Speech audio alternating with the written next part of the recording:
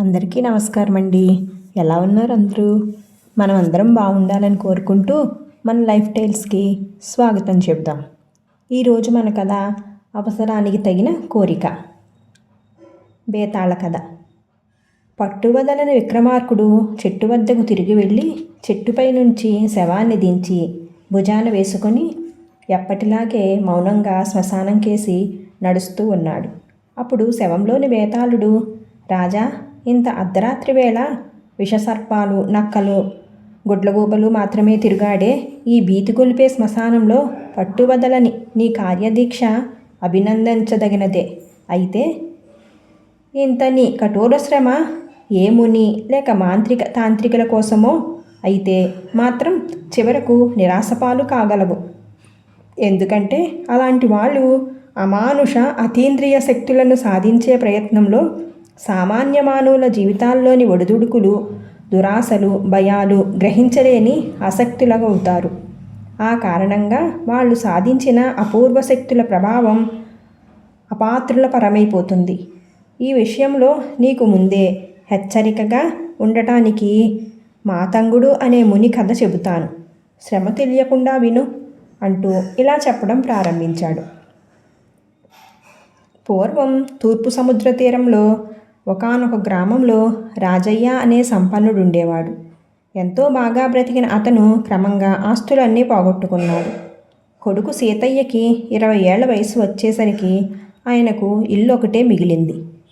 దిగులుతో మంచం పట్టి ఒక రోజున కొడుకును పిలిచి, నాయనా, నా అత్యాశ వల్లే మనకి ఈ గతి పట్టింది. నీ విషయంలో అలా జరగకూడదు. 20 సంవత్సరాలు నీకు నిండాక వచ్చిన రథసప్తమి నాడు నీవు సుఖపడే ఉపాయం చెప్పాలని ఎదురు చూస్తూ ఉన్నాను. ఈరోజే రథసప్తమి. నువ్వు స్నానం చేసి శుచిగా నా దగ్గరకు రా అన్నాడు. సీతయ్య స్నానానికి బయలుదేరబోగా తల్లి రాజమ్మ వాడితో, అన్నట్టు మరిచాను, ఈరోజు రథసప్తమి. స్నానం చేసేటప్పుడు తల మీద జిల్లేడాకులు, రేగుకాయలు ఉంచుకోవాలి అని చెప్పింది. జిల్లేడాకులు సీతయ్యకి ఒక పట్టాన దొరకలేదు. అందువల్ల స్నానం బాగా ఆలస్యమయ్యింది. అప్పటికి రాజయ్య మరణించాడు. రాజమ్మ, సీతయ్య బోరును ఏడ్చారు. ఆ ఏడుపులు విని చుట్టుపక్కల వాళ్ళు వచ్చారు.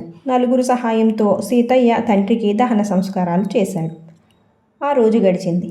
మర్నాడు తెల్లవారగానే అప్పుల వాళ్ళు రాజయ్య ఇంటిని చుట్టుముట్టారు.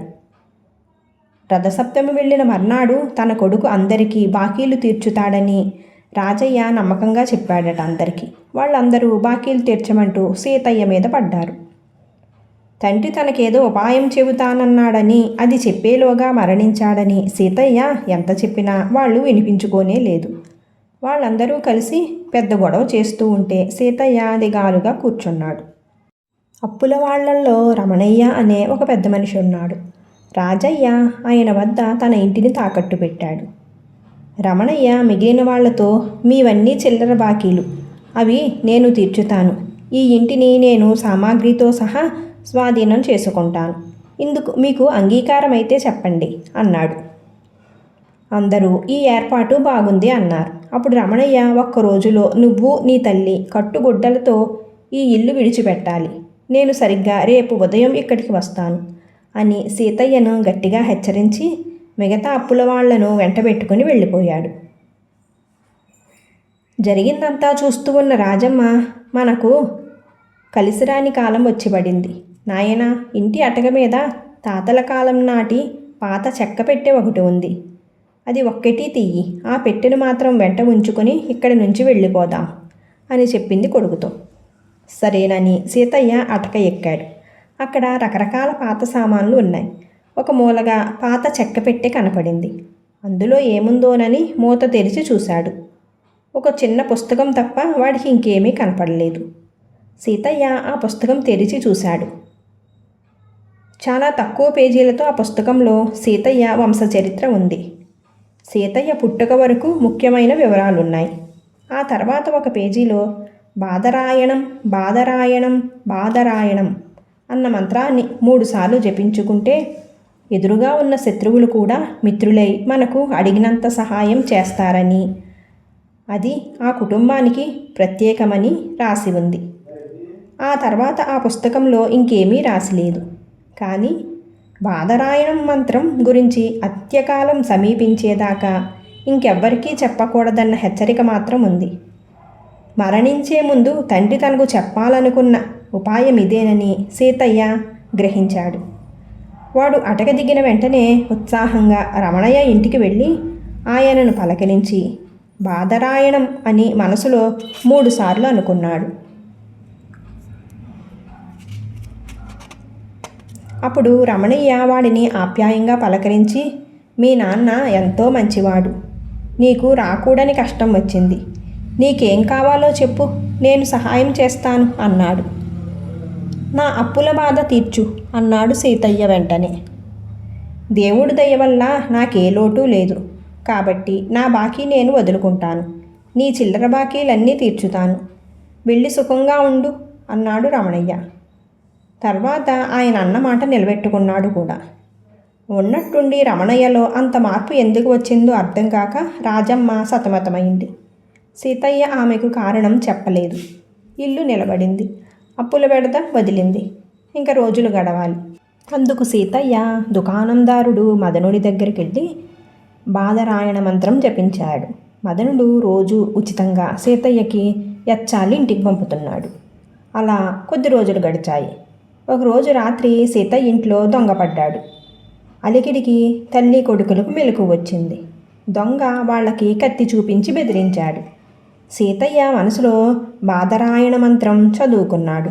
అప్పుడు దొంగ వెంటనే, నాకెవ్వరూ లేరు, ఈ రోజు నుంచి దొంగతనాలు మానేసి ఏదైనా పని చేసుకొని బ్రతుకుతాను అని ఆ తల్లి కొడుకులకు చెప్పి వెళ్ళిపోయాడు. అంతా చిత్రంగా ఉంది. అందరూ మనకెందుకు ఇలా సహాయపడుతున్నారో అర్థం కావటం లేదు. నువ్వు కానీ వశీకరణ మంత్రం ఏదైనా నేర్చుకున్నావా అని రాజమ్మ సీతయ్యని అడిగింది. లేదమ్మా, నాన్న చనిపోయినా ఆయన ఆత్మ మనకు సహాయం చేస్తుంది అని సీతయ్య తల్లికి సర్ది చెప్పాడు. సీతయ్యకి రోజులు మహాసుఖంగా గడిచిపోతున్నాయి. వాడు తనకు ఎవరి వల్ల ఏ సహాయం కావలసి వచ్చినా బాదరాయణ మంత్రంతో సాధించుకుంటున్నాడు. గ్రామాధికారికి కూడా లేని పలుకుబడి వాడుకున్నదని అందరూ విచిత్రంగా చెప్పుకుంటూ ఉన్నారు. ఇలా ఉండగా ఆ ఊరికి మాతంగుడు అనే మహాముని వచ్చాడు. ఆయన వద్ద ఎన్నో మహిమలున్నాయి.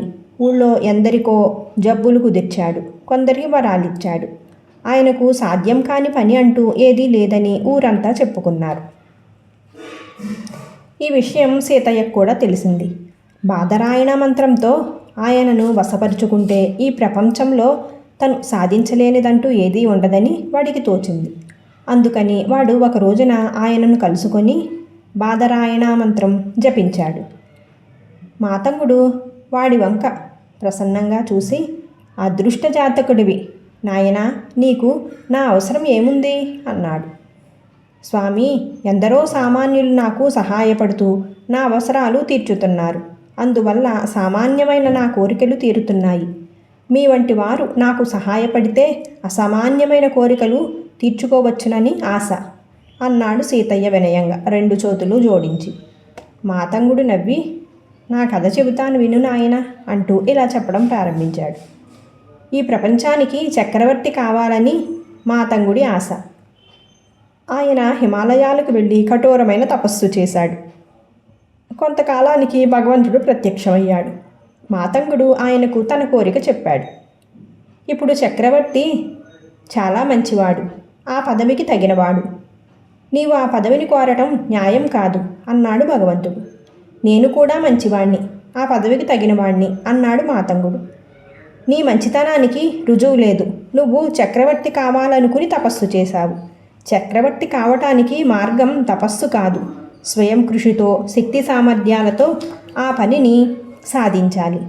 అలా సాధించిన వాడిని తపస్సుతో జయించాలనుకోవటం నువ్వు చేస్తున్న తప్పు అంటూ హెచ్చరించాడు భగవంతుడు. అయితే నా తపస్సు వల్ల మరి ప్రయోజనం ఏమిటి అన్నాడు మాతంగుడు. అందువల్ల నీకు ఎన్నో అద్భుత శక్తులు వచ్చాయి అన్నాడు భగవంతుడు. అయితే ఆ అద్భుత శక్తులను ఉపయోగించి చక్రవర్తినవుతాను అన్నాడు మాతంగుడు. మనిషి తనకున్న శక్తులను తన అవసరానికి మాత్రమే ఉపయోగించుకోవాలి. అవసరానికి మించి ఆశపడితే ఏదో ఒక రోజున అంతకు 10 చెల్లించవలసి వస్తుంది. మనం ఎవరి నుంచైనా ప్రయోజనం పొందితే అది మనం తిరిగి తీర్చగలిగినదై ఉండాలి. అలా కానప్పుడు పొందిన దానికి 10 రెట్లు పోగొట్టుకునే రోజు వస్తుంది. నా నుంచి వరాలు పొందిన ఋషులందరూ గొప్పవారయ్యారు. రాక్షసులు చెడ్డ పేరు తెచ్చుకొని దారుణంగా చచ్చారు. తపస్సు స్వార్థానికి కాదు, దేవుణ్ణి చేరుకోవటానికి.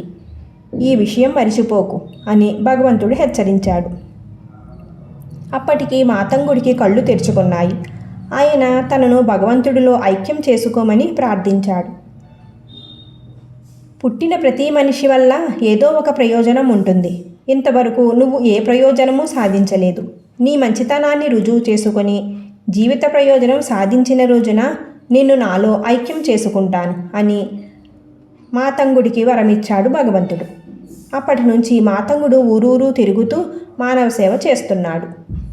ఈ కథ వినగానే సీతయ్యకి తానింతవరకు చేసిన పొరపాట్లు తెలిసి వచ్చాయి. తను బాదరాయణ మంత్రం ఉపయోగించి చాలామంది నుంచి సహాయం పొందుతూ ఉన్నాడు.